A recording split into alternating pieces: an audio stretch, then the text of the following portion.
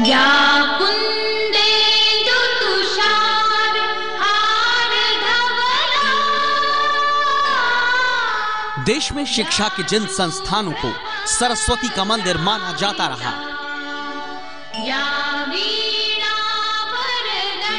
सरस्वती के उन्हीं मंदिरों में शिक्षा को स्कूल प्रबंधनों ने शुभ लाभ का ऐसा धंधा बना दिया कि बच्चों के माता पिता अब होश में आओ के नारे लगाते हैं। मैनेजमेंट होश में आओ, होश में आओ, होश में आओ। गुंडागर्दी नहीं चलेगी, नहीं चलेगी, नहीं चलेगी। डीसी वापस लो, वापस लो, वापस लो। झूठे इल्जाम वापस लो, वापस लो, वापस लो।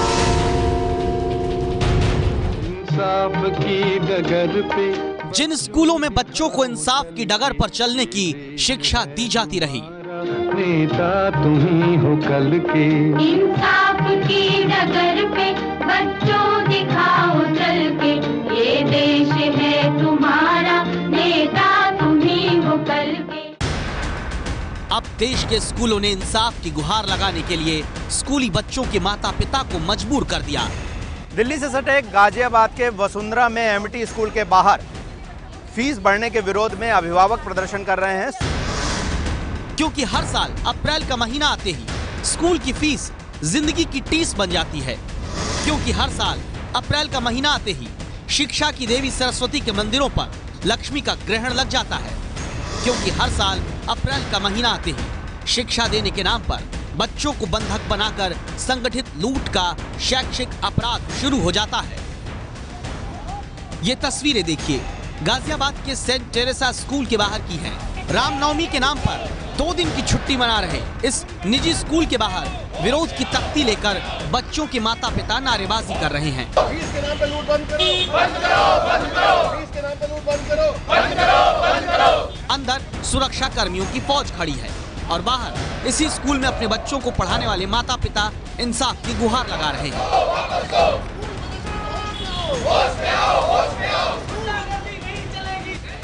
क्यों? इसकी वजह समझने के लिए आपको मिलना होगा 8वीं में पढ़ने वाली सृष्टि और 5वीं में पढ़ने वाली संस्कृति से। ये दोनों बच्चियां इस वक्त स्कूल की जगह घर में बैठी हुई हैं। इसकी वजह है स्कूल की मनमानी के खिलाफ इनके पिता ने जो आवाज उठाई, उसके बाद मिली सजा। ये रविंद्र रावत हैं, सृष्टि और संस्कृत के पिता। जिस सेंट टेरेसा स्कूल में इनकी बच्चियां पढ़ती थी, उस स्कूल ने बच्चियों का नाम काटकर टीसी स्पीड पोस्ट से भेज दी, क्योंकि स्कूल की तरफ से मनमर्जी फीस बढ़ाने का सृष्टि और संस्कृत के पिता विरोध कर रहे थे। आरोप है नियमों की अनदेखी करते हुए सेंट टेरेसा स्कूल ने सालाना चार्ज बढ़ाकर वसूलना चाहा।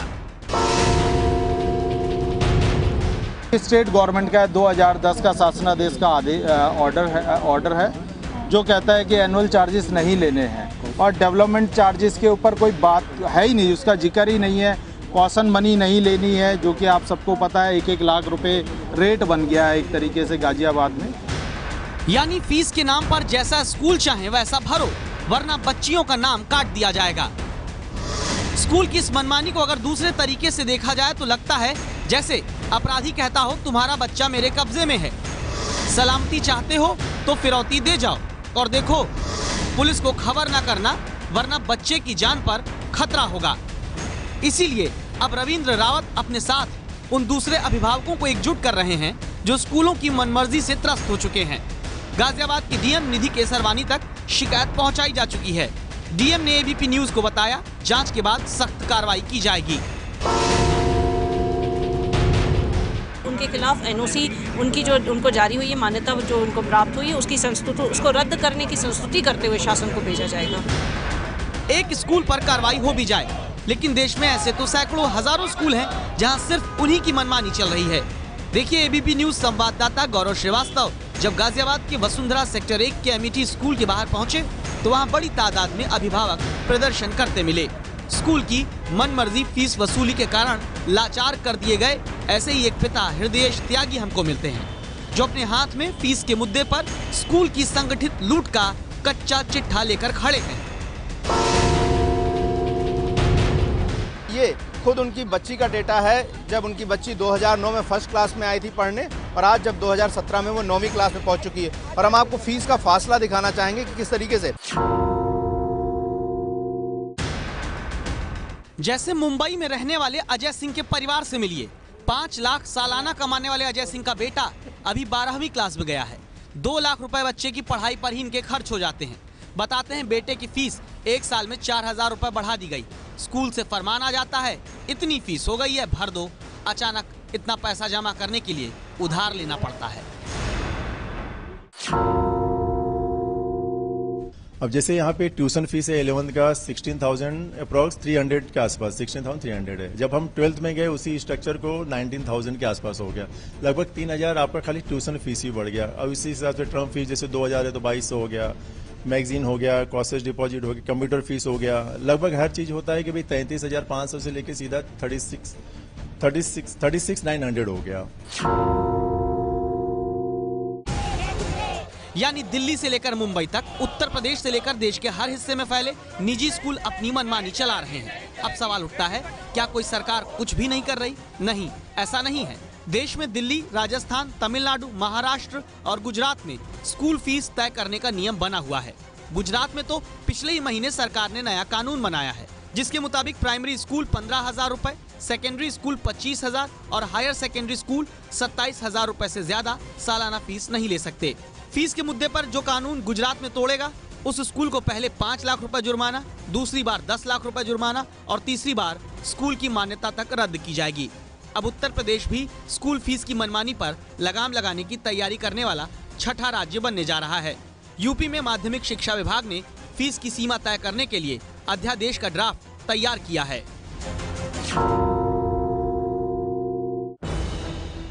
ऐसा कानून कैसे जनता के काम आता है, अब ये समझने के लिए अहमदाबाद के जादव परिवार से मिलिए, जिनकी 8वीं में पढ़ने वाली बच्ची की अब तक सालाना फीस 4 लाख रुपए तक जाती थी, लेकिन अब सिर्फ 15,000 रुपए देने होंगे। पिता भरत जादव बताते हैं, बाकी पैसा बिटिया के उज्जवल भविष्य के काम आएगा। तो इससे तो बहुत फायदा होगा, तो कोई भी 15,000 तो फीस भर सकेंगे, इसलिए बहुत अच्छा रहेगा। बस ये गवर्नमेंट ने जो निर्णय लिया है बहुत अच्छा है। लेकिन निजी स्कूल दलील देते हैं कि हम तो इंटरनेशनल स्तर की शिक्षा देते हैं, इसीलिए मोटी फीस ले रहे हैं। तो आपको बता दें, दुनिया में बेहतर शिक्षा के लिए दक्षिण कोरिया अव्वल है। दक्षिण कोरिया में तो हर स्कूल में 6ठी क्लास तक की शिक्षा मुफ्त ही दी जाती है, फिर चाहे सरकारी हो या प्राइवेट। जबकि हमारे देश में नर्सरी की फीस भी 1.5 लाख रुपए तक निजी स्कूल ले लेते हैं। अमेरिका की बात करें तो वहां भी निजी स्कूल में $10,000 की सालाना फीस तय की गई है। अगर देश में प्राइवेट स्कूल अपनी मनमानी कर पा रहे हैं तो इसकी एक बड़ी वजह है देश में सरकारी स्कूलों की बदतर हालत, जिसके कारण लोग अपने बच्चों को निजी स्कूल में पढ़ाने के लिए मजबूर होते हैं। तो क्या देश में सरकारी स्कूलों की हालत नहीं बदल सकती? इस बात की पड़ताल करने के लिए पूर्वी दिल्ली के सरकारी स्कूल में एबीपी न्यूज संवाददाता प्रतिमा मिश्रा पहुंची।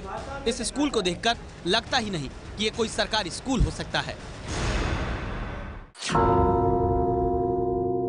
यकीन नहीं होगा, क्योंकि आपको बता दें जिस इलाके में ये स्कूल मौजूद है ये पूर्वी दिल्ली का एक हिस्सा है। पूर्वी दिल्ली के ही एक प्राइवेट स्कूल की जब हमने 3 महीने की फ़ीस जानी तो वहाँ केजी की फ़ीस है करीब 20,000 रुपये और यहाँ पर 8वीं तक की कक्षा में पढ़ने वाले बच्चों को 1 भी रुपये फ़ीस नहीं देनी होती। और फिर उसके बाद 9वीं, 10वीं, 11वीं और 12वीं में जो फ़ीस देनी भी होती है वो इतनी मिनिमल होती है कि वो मायने नहीं रखती, वो 15 से 20 रुपये है। तो यकीन मानिए कि दिल्ली सरकार के तमाम सरकारी स्कूलों में वर्ल्ड क्लास एजुकेशन के साथ साथ जितनी भी चीज़ें बच्चे सोच सकते हैं अपने लिए, सुविधाएं अपने लिए सोच सकते हैं, वो सब कुछ मिल रही है और वो भी मुफ्त में।